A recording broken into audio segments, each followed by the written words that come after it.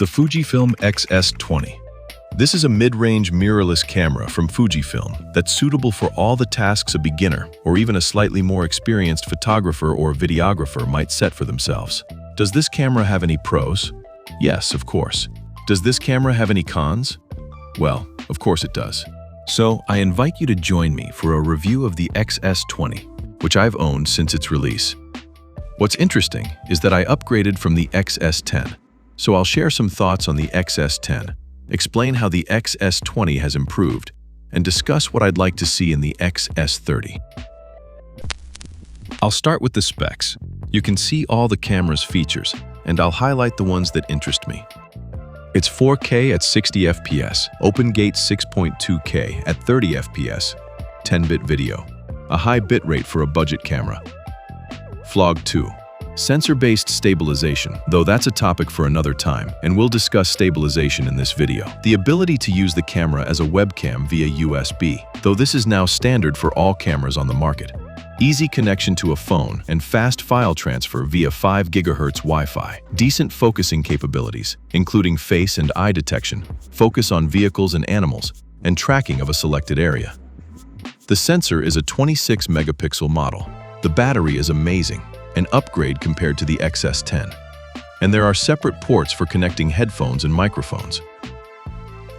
As you can see, I focused more on the video capabilities. In fact, I believe that if you only need photo capabilities, then any modern APS-C camera can do almost everything an average photographer needs. But when it comes to video capabilities, there's still room for improvement. And if you want to hold the most technologically advanced camera for video in your hands, you have to constantly keep up with the latest releases on the market. Now let's talk about photo features.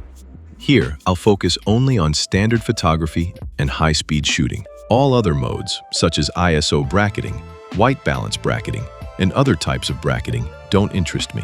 And they're not convenient because they don't automatically process all the photos that were taken.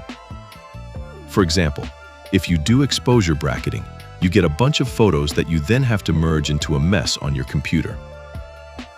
I've never had a shoot where that actually helped me, so I'll skip all that because I'm not interested in it. So, for standard shooting, let's start with the settings.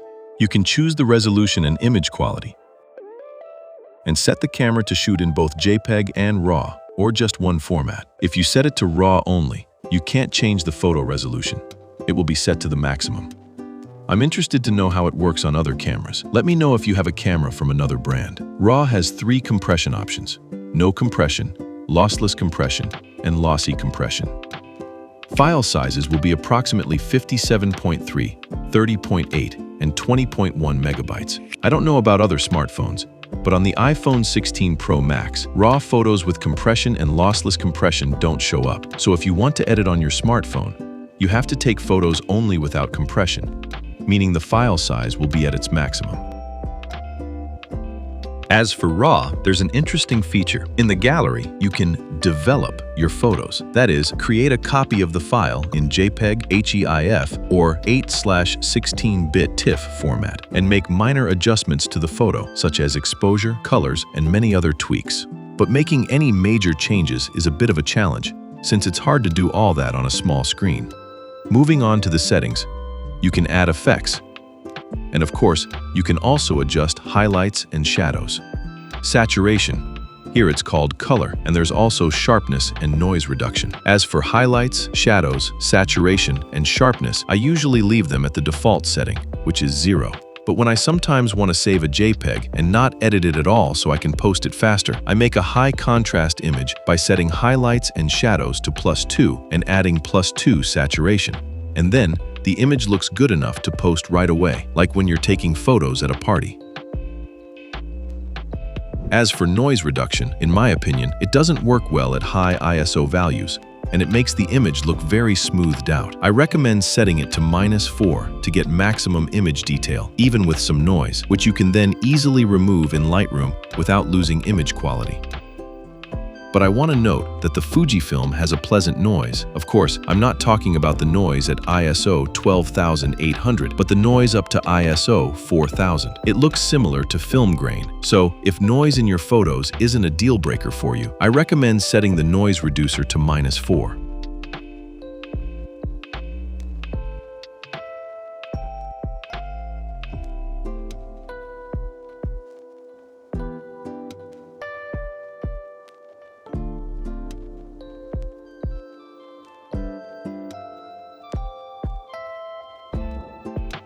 As for autofocus in photos, I can say that after all the updates that have been released, the focus has improved, and now it fully satisfies me for regular portrait photography.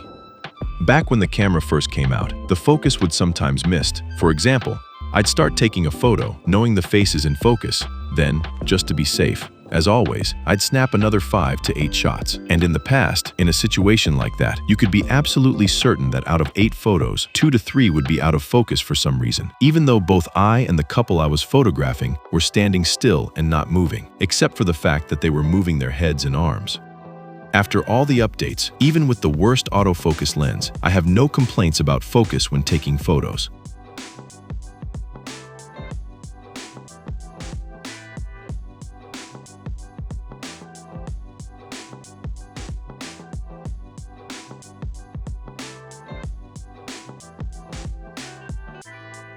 Another big plus for photography is the in-body image stabilization. So in scenes without a lot of movement, you can use a longer shutter speed instead of increasing the ISO. But you have to be careful not to end up with blurry photos.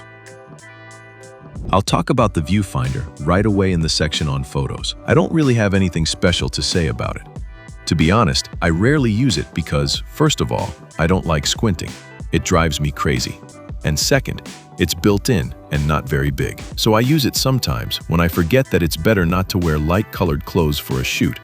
And a white t-shirt reflects off the screen in bright sunlight, and I can't see anything. Then, yeah, I have to use the Viewfinder. To sum up the photo performance, I'm satisfied with everything, especially if you have a decent, high-quality, fast lens. As I mentioned earlier, any camera these days performs well in terms of photos. So, considering that people say Fujifilm has a bad autofocus system, and you see that everything works perfectly, that means any camera will perform just fine 100% of the time. So photography is probably the most boring topic you can talk about. If you're strictly a photographer and don't care about video capabilities, then of course you should look for a camera with a full-frame sensor. Let's move on to the video capabilities, and I have a lot to say here since I'm more into video. About resolutions, we have 6.2K open gate at 24 to 30 frames per second, 4K 16:9 at 24 to 30 frames per second without cropping, and at 50 to 60 frames per second there will be a 1.18 times crop. DCI 17:9, just like in 4K, ranges from 24 to 30 frames per second without cropping. 50 and 60 frames per second have crop. Next, resolutions have poor quality, so to fix this a bit, you need to set the noise reduction from 0 to -4. So we have Full HD 16:9 from 24 to 60 frames per second without cropping. Full HD long play 16:9 and 17:9 is a very strange mode. It has 50 and 60 frames per second with a heavy crop. High-speed recording, Full HD 240, 200, 120, and 100 frames per second. Normal quality is only available at 120 and 100 frames per second. 200 and 240 frames per second run without anti-aliasing. You can see that the lines of objects appear jagged, like in games when you turn off anti-aliasing. Overall, even 100 and 120 FPS aren't suitable for use because it's FHD. It looks fine on a phone, but it looks bad on a big screen.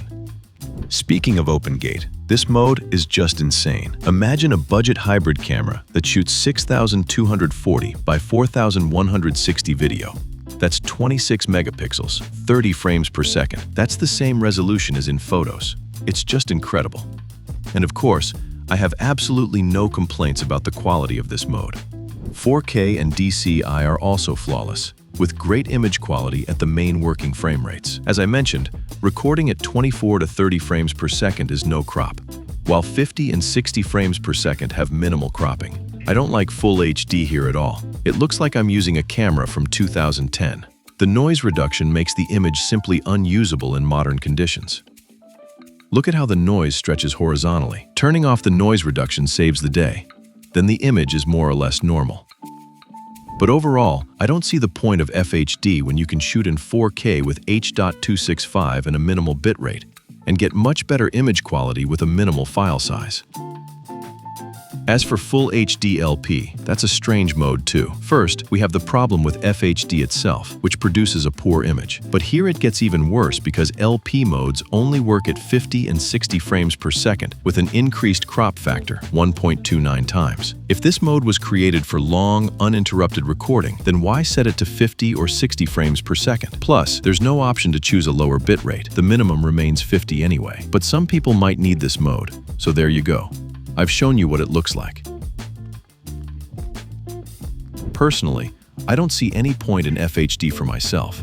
I shoot everything in 4K or OpenGate when I need to capture both vertical and horizontal videos. The log recording modes, referred to here as F-Log and F-Log2, are perfect for color grading. They're very flexible, and you can make significant adjustments to the image. Lately, I've really come to love shooting with F-Log2 and overexposing by +2 stops. Then, in post-production, you set the brightness to normal and get a picture without noise. The video focus is excellent after all the updates. When filming a person, I set the focus on the face and it holds perfectly. I've often filmed motorcycles and cars using the vehicle focus mode, and it works great too. Area selective focus is basic, and it's best not to rely on it too much. Though this is one of the first Fujifilm cameras with this type of video focusing. Summing up the video capabilities, this camera offers pretty much everything you could want. Open gate to extract maximum detail. Of course, it supports 4K at 24 to 60 frames per second. There's a good selection of bit rates, bit depths, and subsampling options. On the downside, the FHD and high-speed recording are poor. Another drawback I haven't mentioned yet, though I consider it forgivable for a budget compact camera without built-in cooling, is overheating when shooting in 4K at 50 and 60 frames per second. For these modes, you'll need to purchase a fan to help manage the heat. Well, we've covered the main points, so now it's time for the minor details. Then we'll talk about my switch from the X-S10 to the X-S20, sum up the downsides, and dream about what I'd like to see in the X-S30. The battery. I'm just loving it. For photo shoots, you can easily go out with a 100% charge and skip the power bank. It easily lasts through a 2 to 3 hour session. Of course, I'm assuming you turn the camera off when you're not using it. About video recording. In my typical scenarios, 4K at 25 frames per second, I have no complaints either. The battery enough lasts for a session. Of course, in 4K at 60 frames per second mode, the load and heat really take a toll on the battery, and here it'll last about 30 to 40 minutes. But for example, I once filmed a car from the trunk, and our trip lasted about an hour. Since I turned off the camera every time I realized I wouldn't be filming for the next 2 to 3 minutes, the camera didn't overheat, and the battery lasted from start to finish.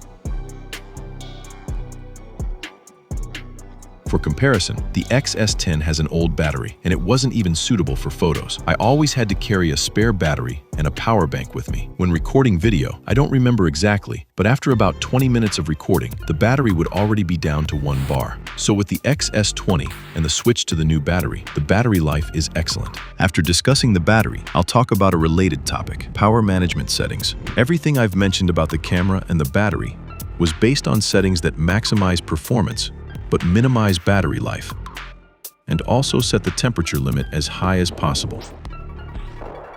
For example, with the standard overheating limit, even at 4K 25 frames per second, you'll get a heat warning after just a few minutes, even though the camera isn't actually that hot, whereas with a high limit, it doesn't bother you at all until the very last critical moment. First, a yellow overheating icon appears, and you can keep working. But then, when the red one shows up, you need to be ready, because the camera won't stop recording immediately, but will do so after a few minutes. And if you set the performance mode to normal or eco, when you take a photo, and after about 10 seconds of inactivity, the screen brightness drops and the FPS decreases, making it impossible to see the image on the screen properly. This drove me crazy from the very beginning, so I set the mode to boost. I'd rather the camera always show me what I want to see than save battery life, which isn't necessary here since it has a large battery. But of course, if you're heading out to the mountains for the whole day, you'll definitely want to switch to eco mode, so the battery lasts all day without needing to be recharged. Next up are the built-in microphones. They produce terrible audio. It's unpleasant to listen to, even for home use. Порівнюємо звук з камери та з iPhone. Знімаю на iPhone на 1X та вимкнув поліпшену стабілізацію. Тобто стандартна стабілізація у нас. Про Fujifilm.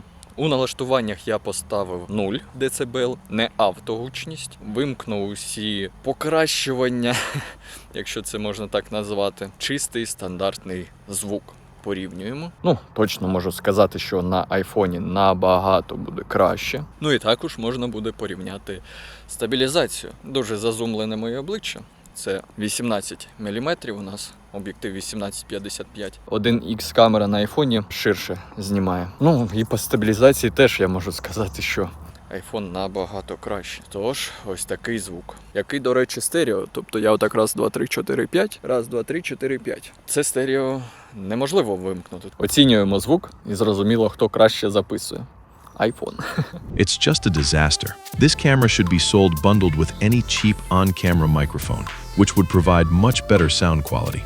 Also, what's really annoying is that the camera's microphones pick up the camera's own noise. І те, що я казав, що камера Fujifilm X-S20, вона записує свій шум, і його дуже добре чутно, якщо записуєш на вбудовані мікрофони. Я зараз в машині, усі вікна закриті, і тут повна тиша. Слухаємо. Давайте ось так зроблю, щоб iPhone був подалі від камери і не записував шум. І я можу вам показати, як шумить камера. Тож, замовкаю. Я можу вам показати, як шумить камера. Тож, замовкаю. Come on, add an option in the settings to filter out that noise, even if it means a slight loss in audio quality. It's just unpleasant to listen to the sound recorded by the built-in microphones. І те, що я казав, що камера Fujifilm X-S20, вона записує свій шум, і його дуже добре чутно, якщо записуєш на вбудовані мікрофони. And the camera's speaker is a total disaster. Так, порівнюємо звук мікрофонів з камери та з iPhone. Знімаю на iPhone на 1X та вимкнув поліпшену стабілізацію. Тобто стандартна стабілізація у нас йде. Про Fujifilm. If someone is buying their first camera, and it happens to be this one, then even compared to the cheapest Android phone, the sound quality is as if someone had smashed the speaker with a screwdriver. But of course, no one did anything to it. That's just how it comes from the factory. It was the same with the X-S10, so don't think that maybe mine is defective. As for all the menus, the main settings menu, and the quick access options, I'm perfectly happy with everything. The main settings menu is simple and easy to understand, but I recommend using the English version because the Ukrainian translation makes the words much longer, resulting in a lot of abbreviations that are simply impossible to understand. Whereas in the English version, you can read exactly what you need. Ось оце, що тут написано. Настр, швид, затв, із зах від мерег. Що це таке? Це теж дивний переклад. Пришв, реж, стап, зобр. But of course, I'm saying this assuming you understand at least a little English. If not, you can certainly get used to the Ukrainian version. I've just gotten used to having the interface in English for work programs like video editing or photo editing, and on my camera too, because there's a lot of helpful content on YouTube in English, and it's easier and faster to understand what to choose and how to do things when you see the same English interface in your program or on your camera. It's really convenient to use the quick access swipe gestures on the screen. I have almost everything I usually need right here. The top to bottom swipe shows the zebra pattern. The left to right swipe displays the camera's horizontal and tilt levels. The bottom to top swipe shows the histogram, though I don't use it because I'm used to the zebra pattern. Swiping from right to left turns face detection on or off. The AF on button also has face detection enabled for me. I use AEL to adjust the dynamic range when I'm recording in non-log format. Depending on the scene, I can tweak the dynamic range. The right button next to the Viewfinder is for changing the white balance. As for the quick menu, I haven't really gotten used to using it at all, even though it seems to have a lot of useful features. Conveniently, the camera has 4 custom presets where you can set different configurations. For example, C1 is 4K at 25 frames per second, and C2 is 4K at 50 frames per second. C3 is open gate, and C4 is for 4K 25 frames per second, but with pre-adjusted colors and contrast, so you can post directly to social media. Or you can create these custom presets for photos. For each one, you can set up your own special film look and switch between them depending on the scene. The camera works great with a smartphone for wirelessly transferring photos and videos. Thanks to 5 GHz, this happens much faster than with 2.4 GHz, as was the case with the X-S10.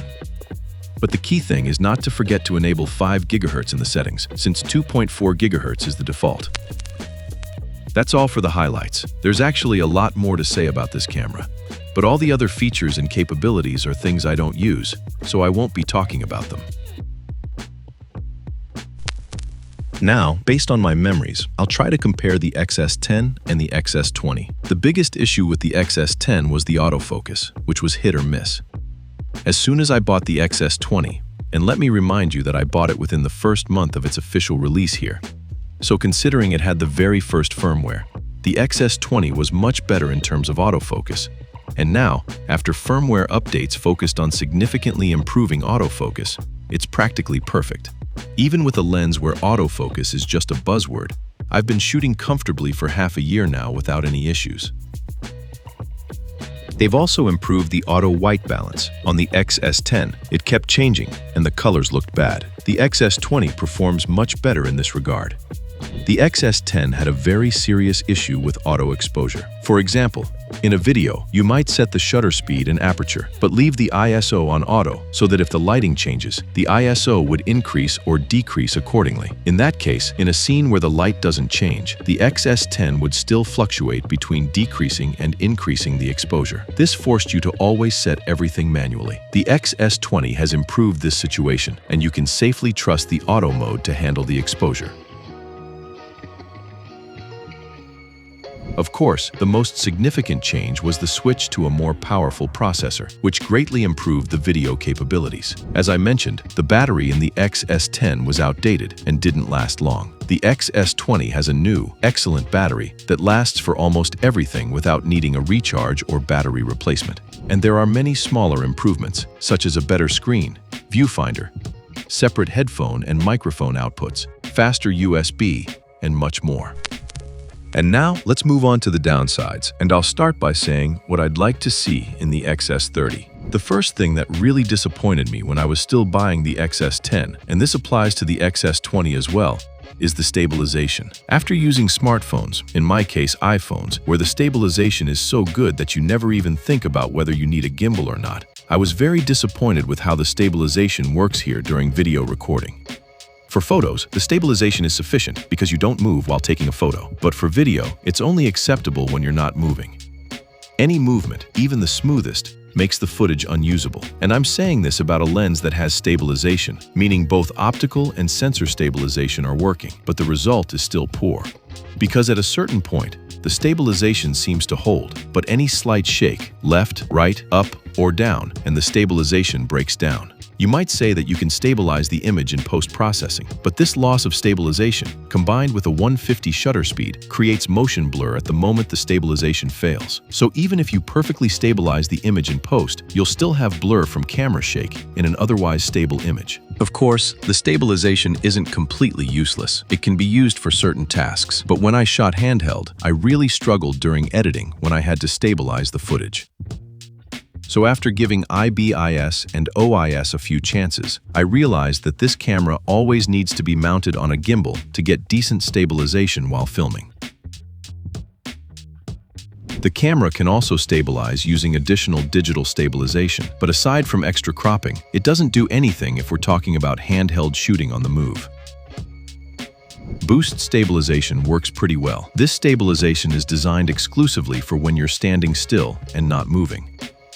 So, I need much better stabilization in the X-S30 than in the X-S20. Ideally, it should be like in the Panasonic. There, both optical and sensor stabilization work perfectly, even though it has a full-frame sensor, not a light crop like in the Fujifilm. And if they tweak the electronic stabilization, you can shoot a lot, even without a gimbal. Or, if they don't want to improve stabilization that much, at least make it like Sony's, where gyroscope data is recorded, and you can stabilize it on the computer. Using a smartphone as a monitor. When you connect your smartphone to the camera and use the X-App app, you can control the camera and see what it's filming. It's pretty cool. But in this case, the camera's resolution is limited to 1080p and the frame rate is set to 30 frames per second. The app's interface is only vertical. There's no landscape mode.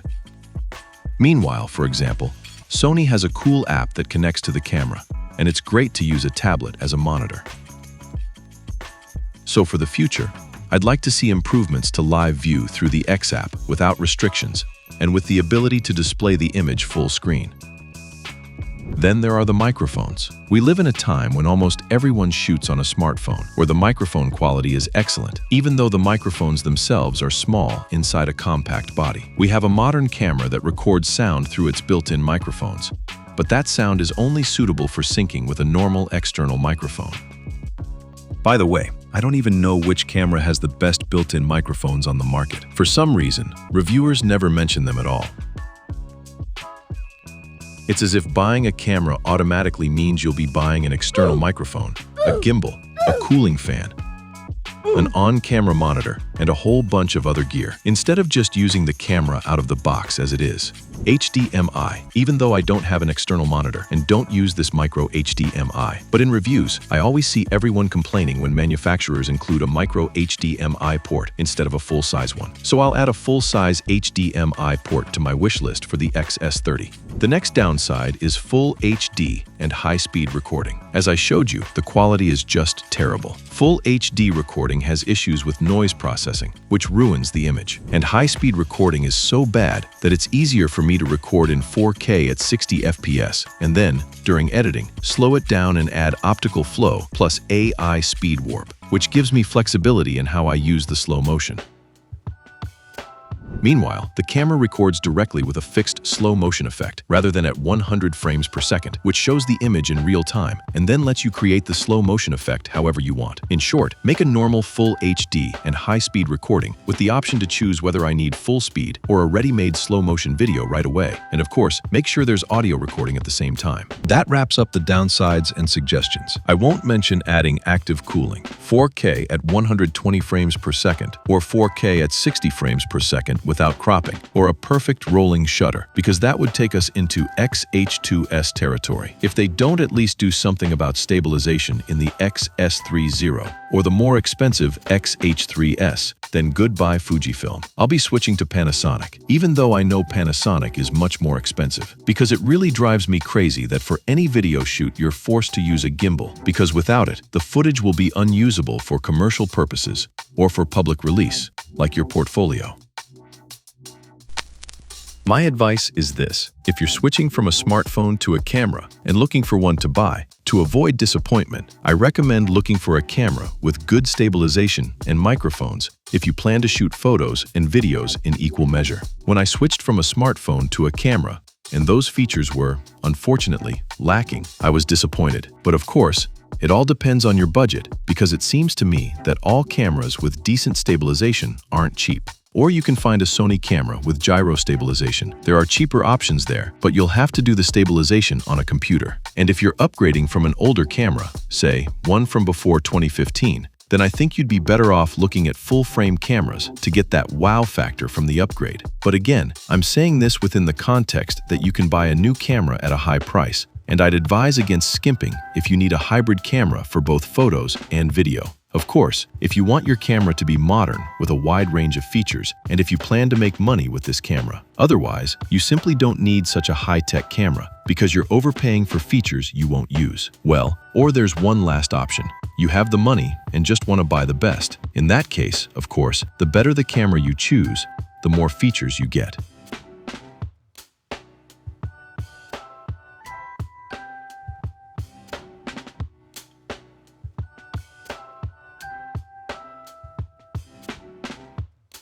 If you don't care about advanced features, are on a tight budget, and know that you only need photos, and if you do shoot video, it'll be from a tripod in 4K at 25 frames per second without log format, meaning you'll do minimal post-processing on the video. You can check out the used market and pick up any budget camera from the 2020s and invest the rest of your money in a high-quality lens with an f1.4 to 1.8 aperture, and buy a few new batteries so you can run around and take photos all day long. In reality, it's very difficult to recommend anything in a concise format because there are so many cameras for different budgets and different needs that to recommend anything, you'd have to make a video over an hour long. That wraps up this review. I actually wanted to make a video right after buying and testing the camera, but I found it so average that I didn't feel excited or inspired to say anything about it. Then, over time, certain aspects started to annoy me, so I decided I needed to do a review before the X-S30 comes out.